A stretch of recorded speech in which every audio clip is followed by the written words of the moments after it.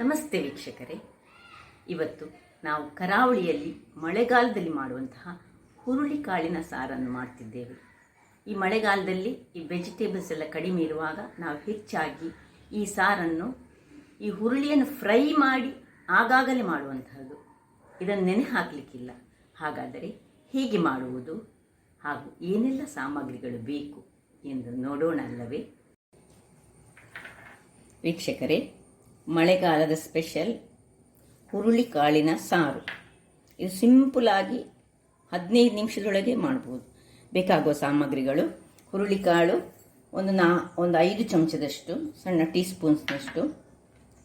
ಇಲ್ಲಿ ಇದಕ್ಕೆ ಬೇಕಾದ ಮಸಾಲ ಸಾಮಗ್ರಿಗಳು: 1 ಚಮಚದಷ್ಟು ಕೊತ್ತಂಬರಿ ಬೀಜ, 3/4 ಚಮಚದಷ್ಟು ಜೀರಿಗೆ, 1/4 ಚಮಚದಷ್ಟು ಮೆಂತೆ, ಒಂದು ಸಣ್ಣ ಹುಳಿ, ಒಂದು ಪೀನಟ್ ಗಾತ್ರದ ಹುಳಿ, 3ರಿಂದ 4 ಇದನ್ನು ಹೆಚ್ಚು ಖಾರ ಮಾಡಲಿಕ್ಕಿಲ್ಲ ಬ್ಯಾಡ್ಗೆ ಮೆಣಸು. ಇಲ್ಲಿ ನೋಡಿ, ಇಲ್ಲಿ ಒಗ್ಗರಣೆಗೆ ಸಾಸಿವೆ, ಜಜ್ಜಿಟ್ಟ ಬೆಳ್ಳುಳ್ಳಿ ಮತ್ತು ಕರಿಬೇವಿನ ಸೊಪ್ಪು, ಸ್ವಲ್ಪ ಹಿಂಗು. ಇದು ಒಂದು ನೀರುಳ್ಳಿಯನ್ನು ಸ್ಲೈಸ್ ಮಾಡಿಟ್ಟದ್ದು. ಇದು ಹುರುಳಿ ಸಾರನ್ನು ಕುದಿಸುವಾಗ ಹಾಕೊಳ್ಳಿಕ್ಕೆ. ಹಾಗಾದರೆ ಹೇಗೆ ಮಾಡೋದನ್ನು ನೋಡೋಣ ಅಲ್ಲವೇ? ಮೊದಲಿಗೆ ಒಂದು ಬಾಣಲೆಯನ್ನು ಇಟ್ಟುಕೊಳ್ಳೋಣ. ಈಗ ಈ ಹುರುಳಿ ಕಾಳನ್ನು ಇದರಲ್ಲಿ ಹಾಕೊಳ್ಳೋಣ. ಇದನ್ನು ನಿಧಾನಕ್ಕೆ ದೊಡ್ಡ ಉರಿ ಮಾಡಿಕೊಳ್ಳುವ. ಉರಿಗೆ ಕಾವಲಿ ಅಂದರೆ ಕಡಾಯಿ ಬಿಸಿ ಆಗಲಿಕ್ಕೆ ಸ್ವಲ್ಪ ಬಿಸಿ ಜೋರು ಮಾಡಿಕೊಳ್ಳಿ. ಮತ್ತು ಇದು ಕರಟಬಾರ್ದು. ಕರಟಿದ್ರೆ ನಮ್ಮ ಹುರುಳಿ ಸಾರಿನ ಟೇಸ್ಟೇ ಹೋಗ್ತದೆ. ಅದರಿಂದಾಗಿ ನಿಧಾನಕ್ಕೆ ಸಣ್ಣ ಉರಿಯಲ್ಲಿ ಇದನ್ನು ಫ್ರೈ ಮಾಡಿಕೊಳ್ಬೇಕು. ವೀಕ್ಷಕರೇ ನೋಡಿ, ಕಲರ್ ಸ್ವಲ್ಪ ಚೇಂಜ್ ಆಗ್ತಾ ಬರುವಾಗ ನಾವೀಗ ನೋಡಿ ಉಬ್ಬಿ ಬಂತು. ಈ ಹುರುಳಿಕಾಳು ಉಬ್ಬಿ ಬರುವಾಗ, ಕಲರ್ ಚೇಂಜ್ ಆಗುವಾಗ ನೀವು ಸ್ವಲ್ಪ ಉರಿಯನ್ನು ಈಗ ದೊಡ್ಡದು ಮಾಡಿಕೊಳ್ಳಿ. ಆಗ ಅದು ಪಟ್ ಒಡಿತದೆ. ಅಷ್ಟಾಗುವಾಗ ಆಫ್ ಮಾಡಿಕೊಳ್ಳೋದು. ಇದನ್ನು ನೋಡಿ, ಉಡಿಲಿಕ್ಕೆ ಶುರುವಾಯಿತು.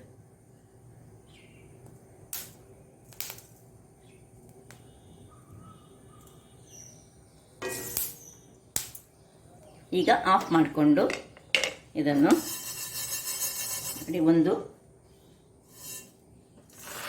ಒಳ್ಳೆ ಪೇಪರ್ನಲ್ಲಿ ಹೀಗೆ ಹಾಕಿಟ್ಕೊಳ್ಳೋಣ, ತಣ್ಣಗಾಗಲಿ ಅದು. ಈಗ ಇದೇ ಬಾಣಲೆಯಲ್ಲಿ ನಾವು ಅದಕ್ಕೆ ಬೇಕಾದ ಮಸಾಲೆಯನ್ನು ಹುರಿಯೋಣ. ಸ್ವಲ್ಪ ಒಂದು ಅರ್ಧ ಚಮಚದಷ್ಟು ಎಣ್ಣೆ ಬೇಕಿದ್ರೆ ಮಾತ್ರ ಹಾಕೊಳ್ಬೋದು. ನೋಡಿ, 4 ನಾನು ಬ್ಯಾಡ್ಗೆ ಮೆಣಸು ತೆಗೆದುಕೊಂಡಿದ್ದೇನೆ. ಮತ್ತು 3/4 ಚಮಚದಷ್ಟು ಜೀರಿಗೆ ತೆಗೆದುಕೊಂಡಿದ್ದೇನೆ. 1 ಚಮಚದಷ್ಟು ಕೊರಿಯಾಂಡರ್ ಸೀಡ್ಸ್, ಇದನ್ನೆಲ್ಲ. ಮತ್ತು ಮೆಂತೆ, ಸ್ವಲ್ಪ ಮೆಂತೆ, ಒಂದು 4-5 ಬೀಜಗಳಷ್ಟು ಮೆಂತೆ.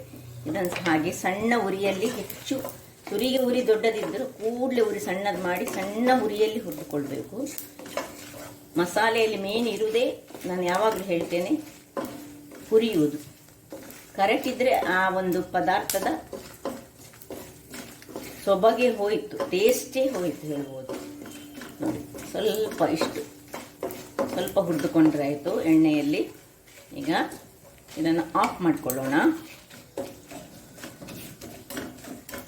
ಇದರ ಬಿಸಿಯಲ್ಲಿ ಸ್ವಲ್ಪ ಉರಿಲಿ.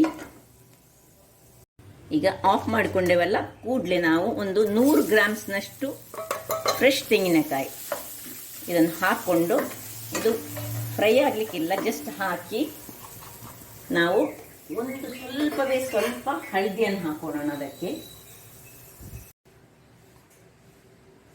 ಒಂದು ಅರ್ಧ ಚಮಚದಷ್ಟು, ಅಂದರೆ ಸ್ವಲ್ಪವೇ ಸಾಕು, ಪಿಂಚ್ ಆಫ್ ಹೇಳ್ತೇವಲ್ಲ ನಾವು, ಹಾಗೆ ಹಾಕ್ಕೊಂಡು ಹೀಗೆ ಇರಲಿ. ಇದು ತಣ್ಣಗಾಗಲಿ. ಇದರಲ್ಲೇ ಸ್ವಲ್ಪ ಈ ತೆಂಗಿನ ತುರಿ ಇದಾಗಲಿ. ಇಲ್ಲಿ ನೋಡಿ, ಹುರುಳಿಕಾಳು ಒಳ್ಳೆ ತಣ್ಣಗಾಗಿದೆ. ಈಗ ಇದನ್ನು ಒಂದು ಕಲ್ಲ ಅಥವಾ ಏನಾದ್ರು ತೆಗೆದುಕೊಂಡು ಇದನ್ನು ಸ್ವಲ್ಪ ಹೀಗೆ ಪ್ರೆಸ್ ಮಾಡಿಕೊಂಡು ಇದರ ಸಿಪ್ಪೆಯನ್ನು ನಾವು ಸ್ವಲ್ಪ ಜಾರಿಸಿಕೊಳ್ಳಬೇಕು. ಈ ಮೆಥಡನ್ನು ನಾನು ಮ್ಯಾಂಗ್ಳೂರ್ ಸ್ಪಿನಾಚ್ ಅಂದರೆ ಮಲ್ಬಾರ್ ಸ್ಪಿನಾಚ್ ಮಾಡುವಾಗ ನಾನು ಅದಕ್ಕೆ ಹುರುಳಿಕಾಳು ಸೇರಿಸುವಾಗ ನಾನು ತೋರಿಸಿಕೊಟ್ಟಿದ್ದೇನೆ. ನೋಡಿ, ಹೀಗೆ ಮಾಡಿದರೆ ಹೀಗೆ ಸ್ವಲ್ಪ ಒಂದು ಒಳ್ಳೆ ಪೇಪರ್ ತೆಗೆದುಕೊಂಡು, ಅಂದರೆ ನ್ಯೂಸ್ ಪೇಪರ್ ತೆಗೆದುಕೊಳ್ಬೇಡಿ, ಅದರಲ್ಲಿ ಪ್ರಿಂಟ್ ಇರ್ತದೆ, ಖಾಲಿರುವ ಪೇಪರ್ ಅಥವಾ ಒಂದು ಹೀಗೆ ಇದರಲ್ಲಿ ಸಹ ಮಾಡಿದರೆ ಆಗ್ತದೆ. ಪೇಪರಲ್ಲಿ ಮಾಡಿದರೆ ನಮಗೆ ತುಂಬ ಸುಲಭ ಆಗ್ತದೆ ಹೇಳಿ.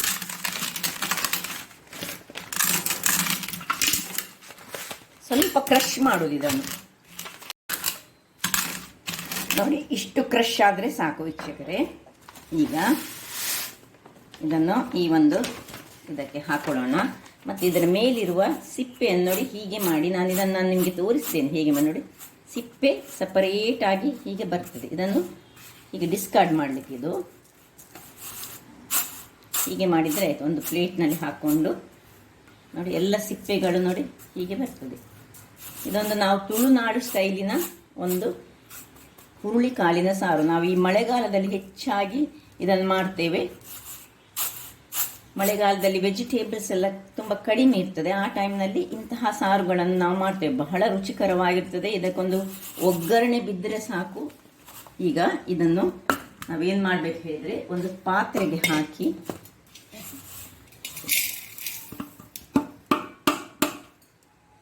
ಸ್ವಲ್ಪ ನೀರನ್ನು ಹಾಕೊಳ್ಳೋಣ. ಹಾಕಿ ಹೀಗೆ ಇಟ್ಕೊಳ್ಳೋಣ, ಇದನ್ನು ಸೈಡಲ್ಲಿ ಇಟ್ಕೊಳ್ಳೋಣ. ಇಲ್ಲಿ ನೋಡಿ ನಮ್ಮದು ಮಸಾಲೆ ಏನಾಗಿದೆ ಹೇಳಿದರೆ ತಣ್ಣಗಾಗಿದೆ. ಇದನ್ನು ನಾವೊಂದು ಸಣ್ಣ ಮಿಕ್ಸಿಗೆ ಹಾಕಿ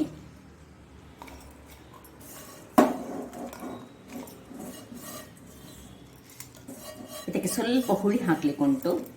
ನಾನಾಗ ತೋರಿಸಿದೆ ನಿಮಗೆ ಎಷ್ಟು ಹುಳಿ, ತುಂಬ ಹುಳಿ ಹಾಕಬಾರ್ದು. ಒಂದು ಸಣ್ಣ 2 ಕಡಲೆಕಾಯಿ ಗಾತ್ರದ್ದು ಅಥವಾ ಒಂದು ನೆಲ್ಲಿಕಾಯಿ ಗಾತ್ರದ್ದು ಹಾಕಿದರೆ ಆಯಿತು. ಅದೇ ಇಲ್ಲಿ ಇಟ್ಟುಕೊಂಡಿದ್ದೇನೆ. ಒಂದು ಇದಕ್ಕೆ ಇನ್ನು ನೀರನ್ನು ಹಾಕ್ಕೊಂಡು ಇದನ್ನು ನಾನು ಒಳ್ಳೆ ಫೈನಾದ ಪೇಸ್ಟ್ ಮಾಡಿ ತರ್ತೇನೆ ವೀಕ್ಷಕರೇ. ಇಲ್ಲಿ ನೋಡಿ, ಇಷ್ಟು ಫೈನಾದ ಪೇಸ್ಟ್ ಆಗಬೇಕು. ಈಗ ಇದನ್ನು ನಾವು ಒಂದು ಪಾತ್ರೆಗೆ ಹಾಕೊಳ್ಳೋಣ. ಈಗ ಸ್ವಲ್ಪ ನೀರನ್ನು ಸಹ ಹಾಕೊಳ್ಳೋಣ.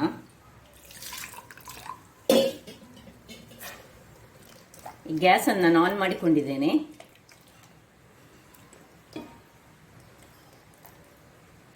ಸ್ವಲ್ಪ ಒಳ್ಳೆ ಮಸಾಲ, ತುಂಬ ದಪ್ಪ ಸಲ ನೀರು ಸಲ ಆ ಕನ್ಸಿಸ್ಟೆನ್ಸಿಯಲ್ಲಿ ನಾವು ಇಟ್ಕೊಳ್ಬೇಕು. ಈಗ ಇದನ್ನು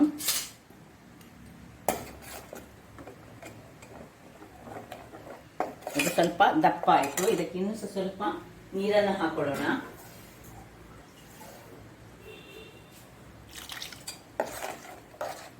ಈ ಕನ್ಸಿಸ್ಟೆನ್ಸಿ ಇರಬೇಕು. ಈಗ ಇದಕ್ಕೆ ಉಪ್ಪನ್ನು ಹಾಕೊಳ್ಳೋಣ. ರುಚಿಗೆ ತಕ್ಕಷ್ಟು ಉಪ್ಪು,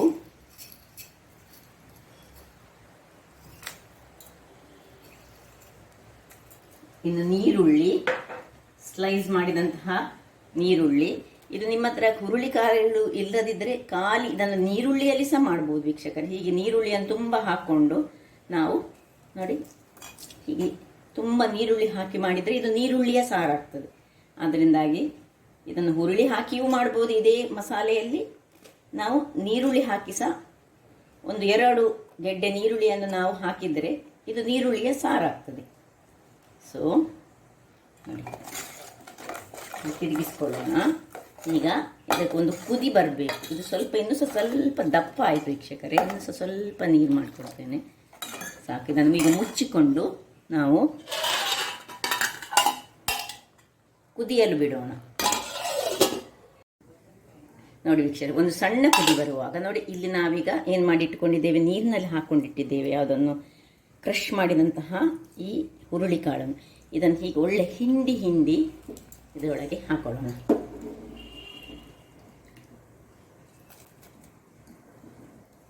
ಕಲ್ಲೆಲ್ಲ ಇದ್ದರೆ ಅದರ ಅಡಿಯಲ್ಲಿ ನಿಲ್ತದೆ ಅದು.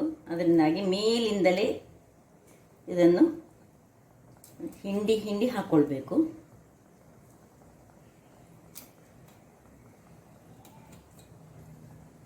ಸ್ವಲ್ಪ ಸಿಪ್ಪೆಗಳಿದ್ದರೆ ಸಹ ನೋಡಿ ಹೀಗೆ ಇದರ ಮೇಲೆ ನಿಂತುಕೊಳ್ತದೆ. ಅದು ಬಹಳ ರುಚಿಕರವಾಗಿರ್ತದೆ. ಹುರುಳಿ ತುಂಬ ಹಾಕಬೇಕಂತಿಲ್ಲ. ತುಂಬ ಹುರುಳಿ ಹಾಕಿದರೆ ಈ ನಮ್ಮ ಸಾರು ತುಂಬ ದಪ್ಪ ಆಗ್ತದೆ. ಒಂದು ನಾನು ಹೇಳಿದಾಗೆ 5-6 ಚಮಚಗಳಷ್ಟು ಹುರುಳಿ ಇದ್ದರೆ ಸಾಕು ವೀಕ್ಷಕರೇ. ನೋಡಿ. ಈಗ ಇದನ್ನು ನೋಡುವ, ಇದರ ಹದ ಹೇಗೆ ಆಯಿತು ನೋಡುವ. ಇಷ್ಟೇ ದಪ್ಪ ಸಾಕು, ಹೆಚ್ಚು ದಪ್ಪ ಬೇಡ. ನೀರು ಸಹ ಮಾಡಬಾರ್ದು, ನೀರು ಮಾಡಿದರೆ ಸಹ ಒಳ್ಳೆಯದಾಗೋದಿಲ್ಲ, ಟೇಸ್ಟ್ ಆಗೋದಿಲ್ಲ. ಇದಕ್ಕೊಂದು ಇದು ಒಳ್ಳೆ ಕುದಿ ಬರಬೇಕು, ಯಾಕಂದರೆ 2-3 ಒಳ್ಳೆ ಕುದಿ ಬರಬೇಕು. ನಾನು ಇದನ್ನು ಮುಚ್ಚಿಟ್ಟುಕೊಳ್ತೇನೆ. ಕುದಿ ಅಲ್ಲಿ ಬರ್ತಾ ಇರುವಾಗ ನಾವು ಒಂದು ಒಗ್ಗರಣೆಗೆ ರೆಡಿ ಮಾಡೋಣ. ಈ ಒಗ್ಗರಣೆಗೊಂದು ನಾನು ಪಾತ್ರೆಯನ್ನು ಇಟ್ಟುಕೊಂಡಿದ್ದೇನೆ, ಸಣ್ಣ ಕಡಾಯಿಯನ್ನು, ಒಗ್ಗರಣೆ ಪಾತ್ರೆಯನ್ನು. ಅದಕ್ಕೆ ಸ್ವಲ್ಪ ಒಂದು 2-3 ಸ್ಪೂನ್ಗಳಷ್ಟು, ಟೀ ಸ್ಪೂನ್ಗಳಷ್ಟು ಎಣ್ಣೆ ಹಾಕೋಣ. ಈಗ ನಮ್ಮ ಹತ್ರಲ್ಲಿ ಜಜ್ಜಿಟ್ಟ ಸಾಸಿವೆ ಉಂಟು, ಅದನ್ನು ಹಾಕೊಳ್ಳೋಣ. ಇದಕ್ಕೆ ಮೇನ್ ಸಾಸಿವೆಯ ಒಗ್ಗರಣೆ. ಕ್ಷಮಿಸಿ ವೀಕ್ಷಕರೇ, ಇದು ಜಜ್ಜಿಟ್ಟ ಗಾರ್ಲಿಕ್, ಬೆಳ್ಳುಳ್ಳಿ ಮತ್ತು ಸಾಸಿವೆ ಇಲ್ಲಿ ಉಂಟು ನೋಡಿ. ಇದನ್ನು ಹಾಕ್ತಾ ಇದ್ದೇನೆ, ಸಾಸಿವೆಯನ್ನು ಹಾಕ್ತಿದ್ದೇನೆ. ಇನ್ನು ಕರಿಬೇವಿನ ಸೊಪ್ಪು ಹಾಕೊಳ್ಳೋಣ.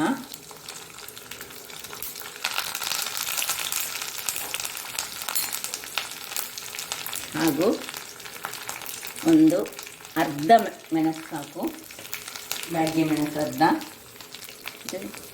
ಆಫ್ ಮಾಡಲಿಕ್ಕೆ ಆಗುವಾಗ ನಾವು ಈಗ ಹಿಂಗೆ ಹಾಕಿಕೊಂಡು ನೋಡಿ, ಬೆಳ್ಳುಳ್ಳಿ ಬ್ರೌನ್ ಕಲರ್ ಆಗ್ತಾ ಬಂತು. ಸ್ವಲ್ಪ ಹಿಂಗನ್ನು ಹಾಕ್ಕೊಳ್ಳೋಣ. ಹಿಂಗೆ ನಿಮಗೆ ಬೇಕಿದ್ದರೆ ಮಾತ್ರ ಹಾಕ್ಕೊಳ್ಬೋದು, ಯಾಕಂದರೆ ಬೆಳ್ಳುಳ್ಳಿ ಹಾಕ್ಕೊಳ್ತಿದ್ದೇವೆ ನಾವು. ಆಫ್ ಮಾಡ್ಕೊಳ್ಳೋಣ. ಯಾವಾಗಲೂ ಹಿಂಗೆ ಹಾಕಿದ ಕೂಡ ಆಫ್ ಮಾಡಿಕೊಂಡು ಇಮಿಡಿಯೇಟ್ ನೋಡಿ, ಇಲ್ಲಿ ನೋಡಿ, ಇದು ಒಳ್ಳೆ ಕುದಿ ಸಹ ಬರ್ತಾ ಉಂಟು ನೋಡಿ, ಒಳ್ಳೆ ಕುದಿ ಬಂದಿದೆ. ಹಾಕ್ಕೊಳ್ಳೋದು, ಮುಚ್ಚಿಕೊಳ್ಳೋದು. ಒಗ್ಗರಣೆ ಹಾಕಿದ ಕೂಡಲೇ ನಾನು ಗ್ಯಾಸನ್ನು ಆಫ್ ಮಾಡಿಕೊಂಡಿದ್ದೇನೆ ವೀಕ್ಷಕರೇ. ನೋಡಿ ಏನು ಚೆನ್ನಾಗಿ ಬಂದಿದೆ ನೋಡಿ, ಅಷ್ಟೇ ರುಚಿಕರವಾಗಿರ್ತದೆ ಮತ್ತು ಬಹಳ ಪರಿಮಳಯುಕ್ತವಾಗುವುದು. ನೋಡಿ ಹೇಗೆ ದಪ್ಪ ಬಂತು ನೋಡಿ. ಇದನ್ನು ನೀವು ಬೇಕಿದ್ರೆ ಇನ್ನೂ ಸಹ ನೀರು ಮಾಡಿಕೊಳ್ಬೋದು, ಸ್ವಲ್ಪ ನೀರು ಹಾಕ್ಕೊಂಡು ಒಂದು ಕುದಿ ತೆಗಿಬೋದು. ದಪ್ಪ ಬೇಕಿದ್ದರೆ ದಪ್ಪದಲ್ಲಿ ಯೂಸ್ ಮಾಡ್ಬೋದು. ನೋಡಿ ಹೇಗೆ ಬಂತು ನೋಡಿ, ಹುರುಳಿ ಕಾಳಿನ ಸಾರು. ಸರ್ವ್ ಮಾಡೋಣ. ಬಹಳ ರುಚಿಕರವಾಗಿರ್ತದೆ. ಅದು ಸಹ ಈಗೆಲ್ಲ ವೆಜಿಟೇಬಲ್ಸ್ ಕಮ್ಮಿ ಇರುವಾಗ, ಅಥವಾ ನಾವು ಕರಾವಳಿಗರಿಗೆ ಮೀನು ಕಡಿಮೆ ಇರುವಾಗ ನಾವೆಲ್ಲ ಇಂತಹ ಸಾರುಗಳನ್ನೇ ಮಾಡಿ ನಾವು ಹೆಚ್ಚಾಗಿ ಮಳೆಗಾಲದಲ್ಲಿ ಊಟ ಮಾಡೋದು. ಅದು ಸಹ ಇದು ಬಹಳ ರುಚಿಕರವಾಗಿರ್ತದೆ. ಇದರೊಟ್ಟಿಗೆ ಒಂದು ಚಟ್ನಿ ಇದ್ದರೆ ಸಾಕು. ಸೊ ಇನ್ನೂ ಸಹ ತೆಳು ಮಾಡಿಕೊಡ್ಬೋದು ವೀಕ್ಷಕರೇ ಬೇಕಿದ್ದರೆ. ನೋಡಿ ಏನು ಚೆನ್ನಾಗಿ ಬಂದಿದೆ ನೋಡಿ. ಹಾಗಾದರೆ ನನ್ನ ಈ ಕುಕಿಂಗ್ ಚಾನಲ್ ನಿಮಗೆ ಇಷ್ಟ ಆದರೆ ಬೋಳೂರು ಸುವರ್ಣ ಚಾನಲನ್ನು ಲೈಕ್ ಮಾಡಿ, ಶೇರ್ ಮಾಡಿ ಹಾಗೂ ಸಬ್ಸ್ಕ್ರೈಬ್ ಮಾಡಿ. ಹಾಗೂ ನನ್ನ ಇನ್ಸ್ಟಾಗ್ರಾಮ್ ಪೇಜನ್ನು ಫಾಲೋ ಮಾಡಿ. ಧನ್ಯವಾದಗಳು.